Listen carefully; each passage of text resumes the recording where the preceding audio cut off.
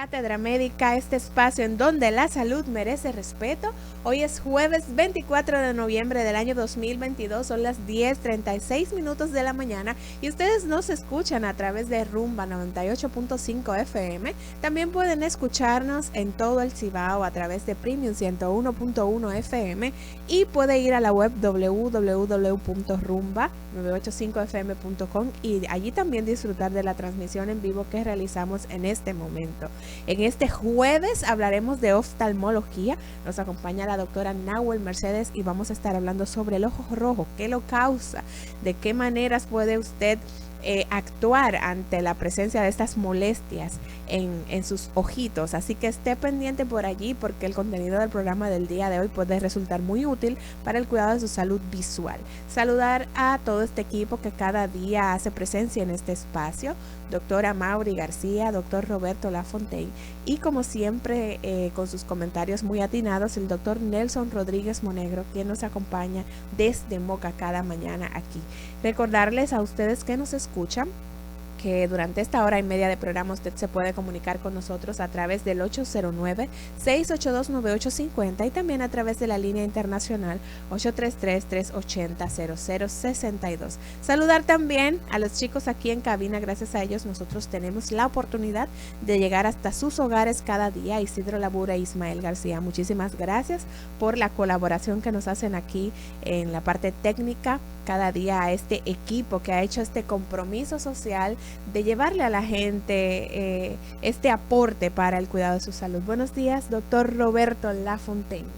Buenos días, Liz, y todo el equipo que nos acompaña, Nelson, Amaro y donde quiera que está, bro. Liz, tú sabes que yo te quiero hacer una pregunta. Sí, vamos a ver si no es esa pregunta que usted sabe hacer ganchosa. Sí, vamos a ver. Ya que aquí uno no se puede extender fuera de las cosas que uno tiene en la cabeza, pero uno tiene que preguntarla, uno tiene que plantearla.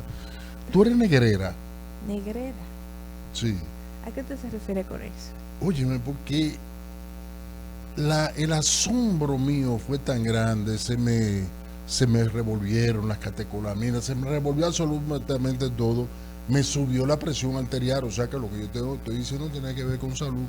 Cuando escuché a los Estados Unidos, o sea, decir que nosotros tenemos persecución con el afroamericano color negro. Bueno. Y me asombro porque en 1965, para justificar la invasión, dijeron que nosotros éramos un país que nada, estábamos siendo controlados por el comunismo o en vía de ser controlados por el comunismo. Y ahora, para poder justificar lo que ellos quieren que pase ahí en la frontera, entonces vienen precisamente con este argumento. Bueno, mire la cara del doctor Nelson Rodríguez Monegro, mire cómo está. Buenos días, doctor Nelson Rodríguez Monegro, bienvenido. Hola, Liz. Roberto, ¿cómo estás? A Mauri, Isidro, Ismael. Pues nada, aquí al pie del cañón, siempre dispuesto a tratar dentro de lo posible de ofrecer algún tipo de información en temas de salud y otras cosas más. Así es que yo no sé si tú eres negrera, porque la palabra negrera tiene doble sentido. A veces se habla de negrero aquella persona que rechaza a las personas de tez negra, pero también cuando dicen fulana es negrera es que le gustan los hombres o le atraen los hombres negros. Es decir, que eso son de las cosas que tienen, es la misma palabra, pero con sentido contrario. Cuando dice, ¿cómo está la cosa? La cosa está floja. ¿Cómo está la cosa? La cosa está dura. Es lo mismo. Bueno, doctor, aquí la gente cada día al inicio del programa espera esos comentarios suyos con relación a las principales noticias del sector salud. Y ya hace varios días que especialistas están alertando sobre el aumento de la positividad en los casos de COVID. Ya se habla de una positividad del 14%, o sea que de cada 100 pruebas que se realizan para detectar COVID, pues 14.26 han resultado positivas al virus. Y como consecuencia de este aumento significativo que estamos teniendo en los casos de COVID, pues los especialistas están sugiriendo una vez más el uso de mascarillas y el aislamiento. ¿Cree usted, doctor, que la gente va a acatar estas recomendaciones a esta altura luego de la pandemia? Bueno, realmente hemos hablado del tema varias veces y quizás sea un tema ya permanente, es decir, que con cierta periodicidad estemos abordando ese tema y las recomendaciones que hemos hecho y se han hecho en sentido general es que a partir de la pandemia, pues esos hábitos del tema de extremar las medidas de higiene, del lavado de las manos, del uso de mascarilla en espacios cerrados, poco ventilados o donde haya una aglutinación importante de personas, de que las que tengan síntomas gripales, fiebre, tos, malestar general, pues esa persona es preferible que se queden en su casa. Si son estudiantes, que no vayan a la escuela.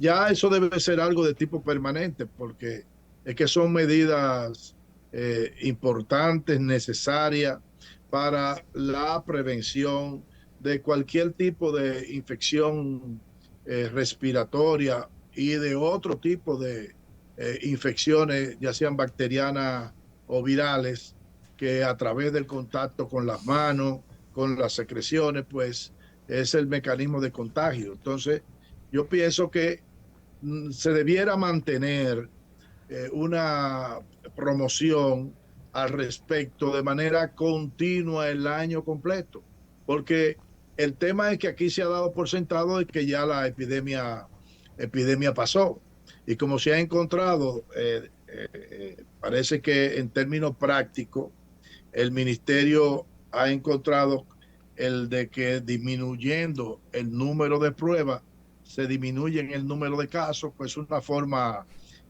un poco a lo del avestruz, de esconder la cabeza con el problema ahí. El tema de la epidemia de COVID no ha pasado, es decir, todavía tenemos.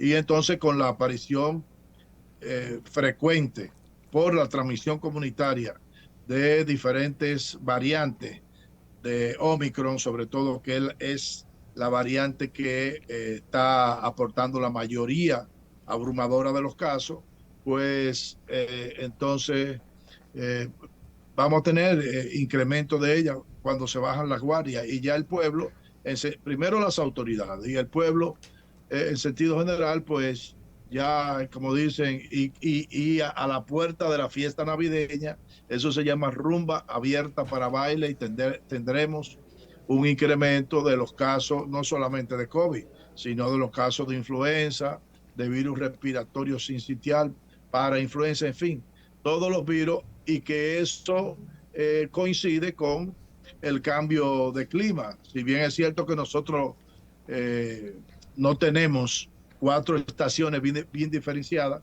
pero sí entramos ya en un cambio donde la temperatura se hace un poco más fresca, y ese cambio pues se hace proclive a las afecciones gripales, y además se incrementan la visita de familiares, amigos relacionados que viven en Estados Unidos, donde tienen una alta incidencia de todas las infecciones respiratorias, como consecuencia pues la posibilidad de que sigamos incrementando los casos de infecciones respiratorias. Bien, doctor. Bueno, doctor Lafontaine Nelson, tiene un comentario. Adelante. ¿Se puede considerar endémica ya el COVID? ¿Se puede? No, yo creo que no ha pasado el tiempo suficiente para considerar ya como una endemicidad los casos que tenemos. Quizás más adelante, si se mantiene, por ejemplo, en la constancia de ese número de infecciones durante 2 o 3 años, pues se pudiera decir ya que esos casos los vamos a tener de manera permanente, y es lo que se define como endemia. Es decir, es un número de casos que habitualmente se dan en las comunidades, en los países, en las regiones, y que pues de ahí en adelante se define lo que sería el canal endémico. Es decir, bueno, nosotros tenemos 3, 4, 5 años que tenemos durante el año alrededor de 1000 casos de COVID. Bueno, entonces es el canal endémico. Ya hemos definido cuáles son los casos que debemos esperar de la enfermedad. Y también eso nos va a permitir definir en qué momento tenemos el tema de epidemia o brotes epidémicos en un determinado área de la ciudad, tal y como ocurre, por ejemplo, como el dengue. El dengue tiene una endemicidad que está conocida, hay un canal endémico. ¿Y qué ocurre? Lo que está sucediendo ahora es que el número de casos se ha incrementado por encima 3 o 4 veces por encima de lo esperado para este tiempo en condiciones normales. Entonces, fíjate que las autoridades dicen que son el número esperado, no es el número esperado. Son un incremento de un 300% los casos que tenemos. Entonces, eso es una epidemia ya, que es cíclica en el dengue y que se espera que se dé así. Porque una cosa es que nosotros estemos esperando que en este año, debido a que los 2 o 3 años anteriores no hubo un incremento importante de los casos, entonces había que esperar, por lo que hemos hablado anteriormente, la acumulación de personas sensibles, sobre todo niños que no han tenido infecciones por ninguno de los virus circulantes. De modo que no hay lugar a duda que nosotros estamos en un periodo epidémico del dengue. Entonces, si nosotros tenemos 3 o 4 años ya teniendo el mismo caso, los mismos casos de COVID, ya uno dice, bueno, eso es definitivamente lo que es la endemicidad de COVID en República Dominicana. Y cuando ocurre que se disparan ese número de casos, entonces estamos hablando de un brote epidémico. Bien, doctora, otro tema que le hemos estado dando seguimiento es al tema del colegio médico, las ARS, los paros y demás hierbas aromáticas. Pues el Colegio Médico Dominicano ha anunciado un nuevo paro a nivel nacional de 24 horas el próximo miércoles. De acuerdo a lo que indica el presidente del Colegio Médico Dominicano, Senen Cava, durante este paro se van a brindar solo atención a las emergencias y a los pacientes críticos, y este día, que sería el miércoles 30 de noviembre, pues el Colegio Médico tiene una marcha a nivel nacional, pero los especialistas han hablado sobre el tema de los paros.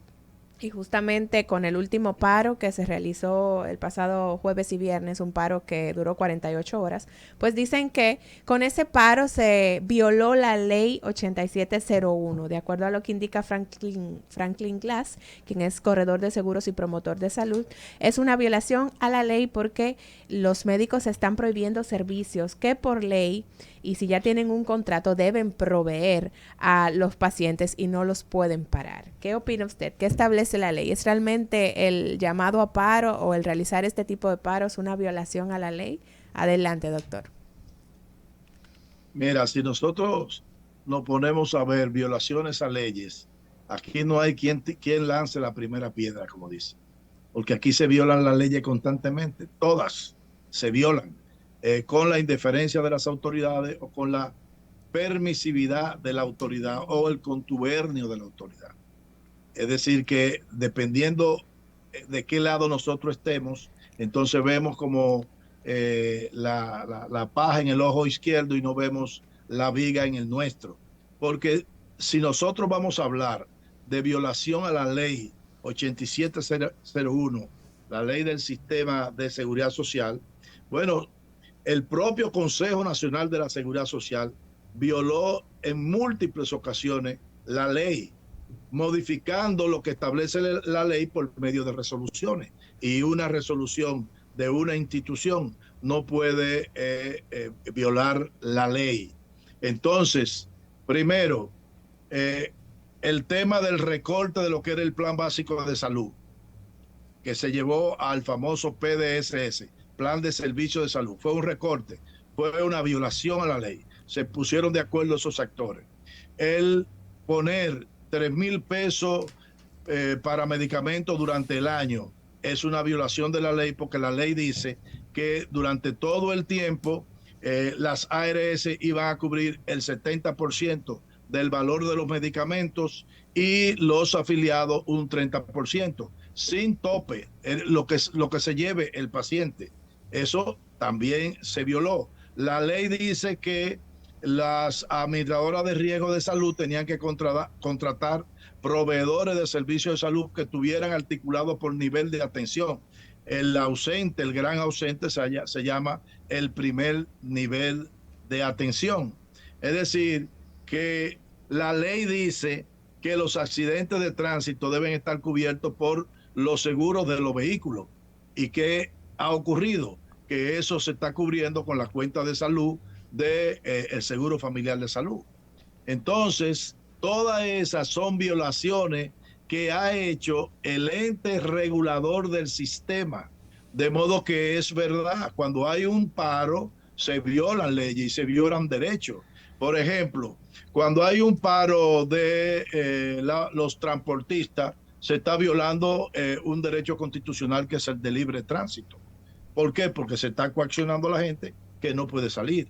Cuando la ADP hace un paro, se está violando un derecho constitucional que es el derecho a la educación. Entonces, en todo esto debe haber lo que se llama un equilibrio del derecho y que prime la racionalidad, de modo que la propia Constitución le da el derecho al paro o la huelga a los gremios cuando demandan reivindicaciones. Entonces, las cosas no pueden verse en blanco y negro, sino que hay muchos grises en el medio. ¿Y qué es lo que tenemos que hacer?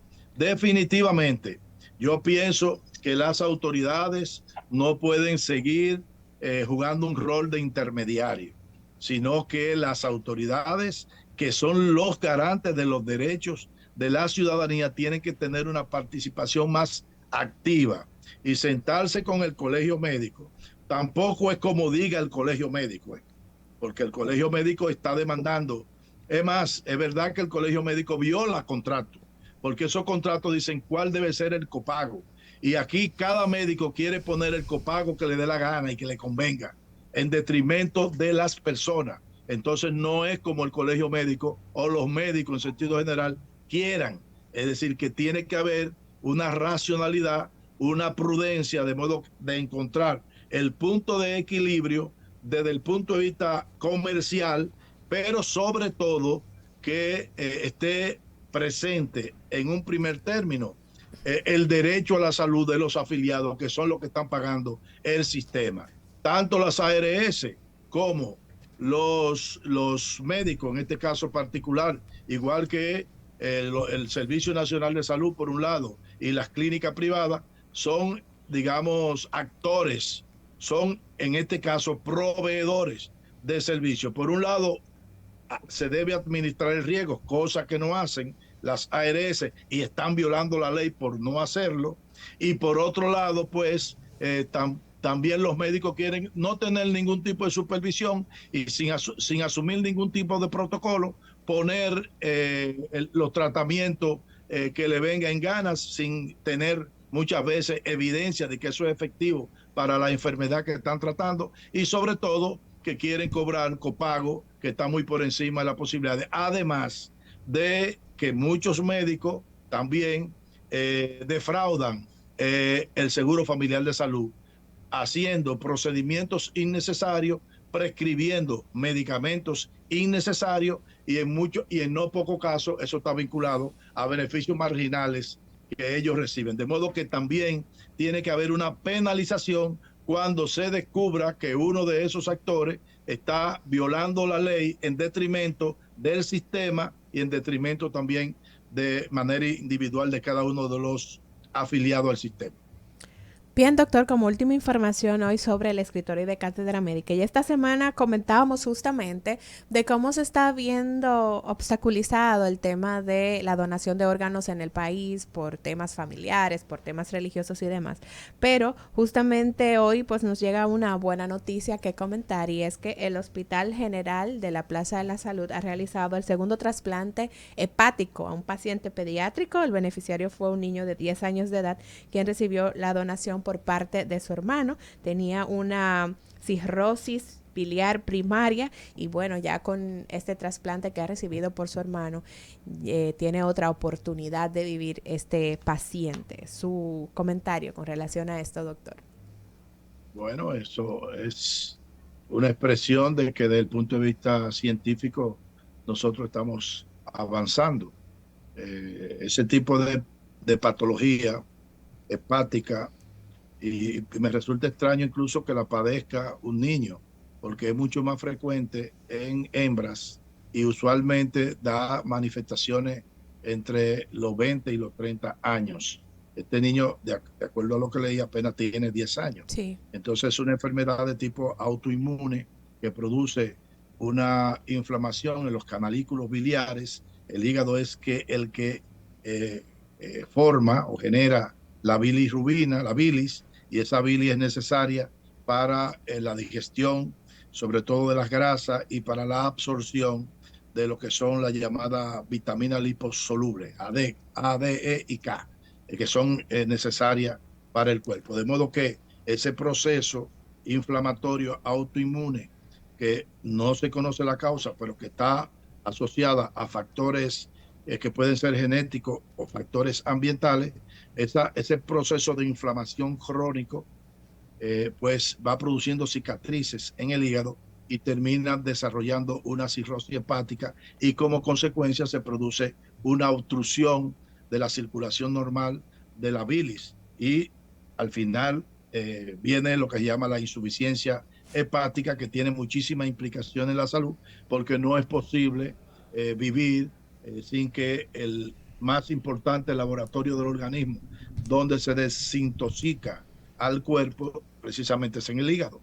De modo que sí, cuando tienen este tipo de patología ya crónica y desarrollan cirrosis, el único tratamiento que tienen pues es el trasplante. Entonces aquí se ha hecho un trasplante porque el hígado tiene una capacidad de reproducción sumamente alta. Entonces el procedimiento es cortarle, en este caso fue un hermano del niño, cortarle una porción de hígado e implantársela al paciente. Ese hígado pues se va a reproducir, va desde el punto de vista estructural y desde el punto de vista funcional, y es posible que pues tenga una vida prácticamente normal.